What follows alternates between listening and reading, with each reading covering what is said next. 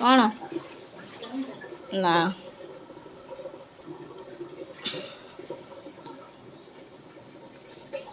ଗୋଟେ କାମ କରୁନୁ, ଏତିକି ଗୋଳେଇ ଦେଉନୁ, ମୁଁ ପକେଇ ଦେବି।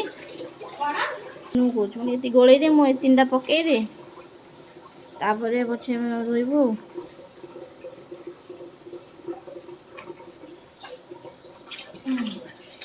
ଏତିକି ଦେଲା ହବ, ଦେଖିଲୁ।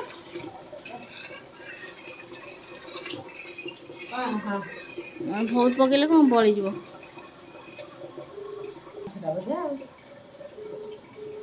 ହଳଦୀ ଗୋଳା ହେଇନି ବା।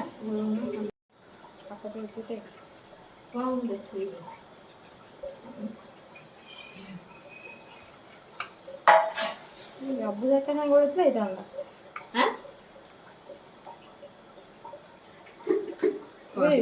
ପକେଇ ଦେ।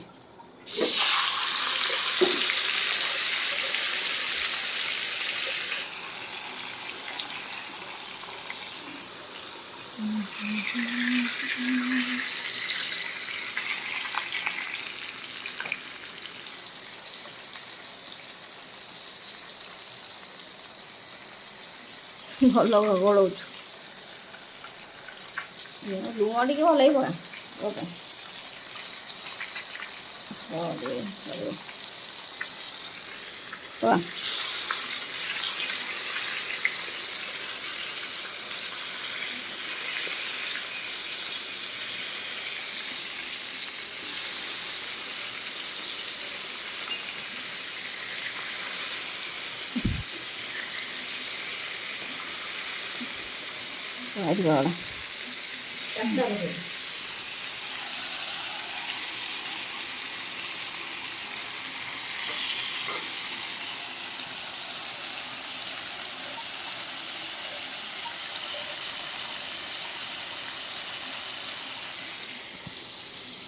ଆମର ଭଜା ହେଇଗଲାଣି ରେଡ଼ି। ତ ପଖାଳ ଭାତ ସାଙ୍ଗରେ ମାଛ ଭଜା ଖାଇବାର ମଜା। ଭୋକ ବିକଳରେ ବହୁତ ସାରା ଲେଟ୍ ହେଇଥିଲା। ତ ରୂପାର ମୋର 2 ଜଣ ଯାକ ଖାଇ ଦେଇଥିଲୁ। ଆଉ ଭିଡ଼ିଓ ବନେଇବାକୁ ମନ ହିଁ ନାହିଁ। ତ ବ୍ଲଗ୍ ବନେଇବୁ କ'ଣ, ଭୋକରେ ତ ଖାଇ ହିଁ ଦେଇଛୁ 2 ଜଣ ଯାକ ଯାଇକିନି। ତ ମାଛ ପଖାଳ ତ ଭିଡ଼ିଓ ହିଁ ଆମେ ବନେଇ ନଥିଲୁ। ତ ରାତିରେ ଆମର ଆଜି ହେଇଥିଲା ଚିକେନ୍। ତ ଚିକେନ୍ର ବ୍ଲଗ୍ ଭିଡ଼ିଓ ତ ମୁଁ ନିଶ୍ଚୟ ବନେଇ, ଚାଲ ଦେଖିବା।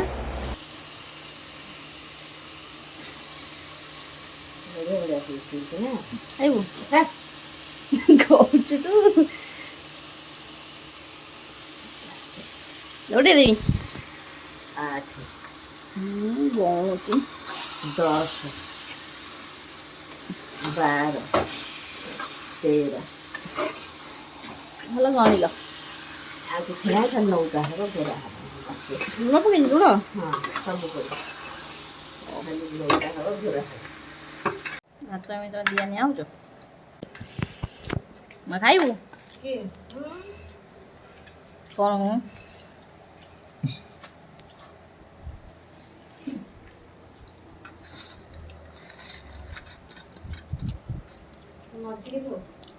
ଚୁନବା ଖାଇବନି, କ'ଣ କହୁଛି? ଖାଇବିନି। ଚୁନବା କ'ଣ କହୁଛି ଖାଇବନି?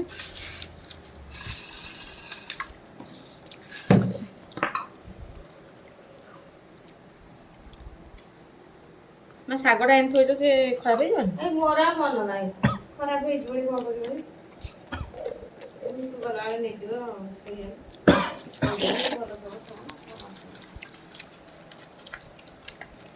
ମାନେ ପାଣି ଦେଇ ଝୋଳ ଯୋଉ ଭଳିଆ କରୁଛୁ ତୁ,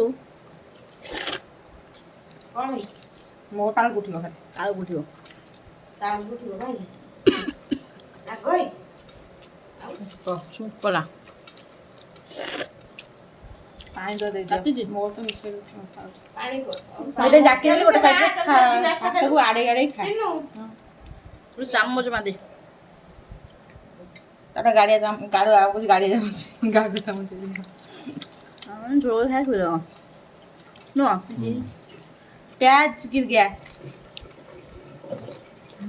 ଗୋଟେ ଜାମ ମୋପା ପିଆଜ ଲାଗି ଯାଉଛି ଆଉ। ହଁ ମାଟିରେ ମନ୍ଧ ମାଟିରେ ମିଶିବ। ଉଠିଲା ତ କାଲି ସେ ଗୁପଚୁପ ବାଲା ଖାଲି ମତେ ଅନେକ ହସିଲା। ମୁଁ ଦିଟା ଗୁପଚୁପ ଖାଇଲି, ଦିଟା ଉଠିଲା। ଆମେ କ'ଣ କରି, ମୋର ପ୍ରକୃତି ଆଉ।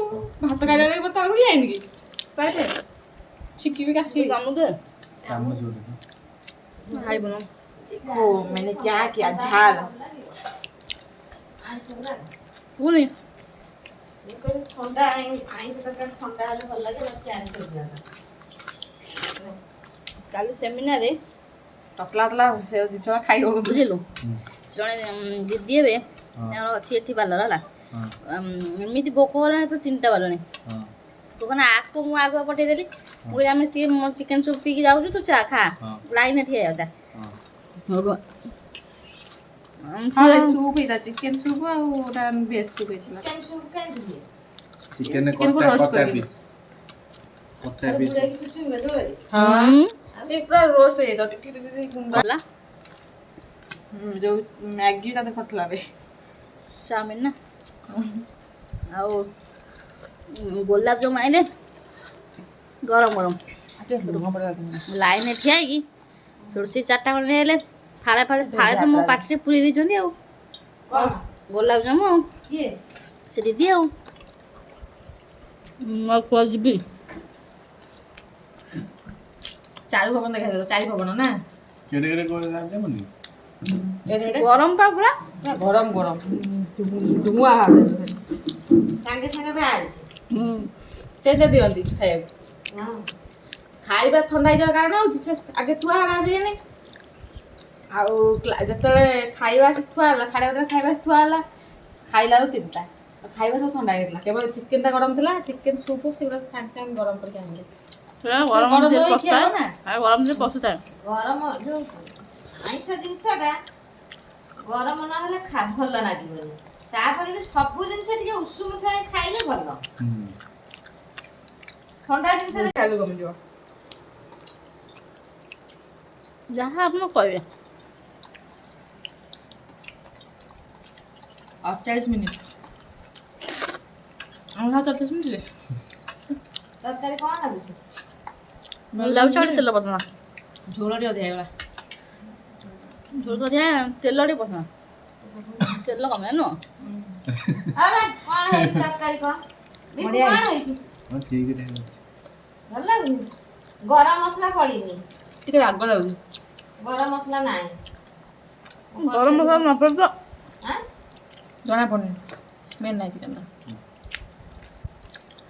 କରିଥିଲି ସବୁ ସରିଗଲା ଆଉ ଗୁଜୁରାତି ଅଳେଇଚ ଡାଲଚିନି ଆଇଲେ ହବ ବ ଆମେ ଚିକେନ ମିସ୍ତ୍ରୀ ଚିକେନ ମିସ୍ତ୍ରୀ ହଁ ଟିକେ ଗୋଳେଇ ଦେଲୁ ଅନ୍ନ ଦେଲୁ ମୁଁ ଯଦି ଖାଇବି ନା ତୋର ଗୋଳେଇବି ମା ସାଲ ମା ଖାଇଦେଲା କଣ ଭଲ ଭାଇ ପିଆଜ କାଟି ପକେଇଥିଲି ହଁ ପିଆଜ କାଟି ପକେଇଥିଲି ନାଇଁ ନାଇଁ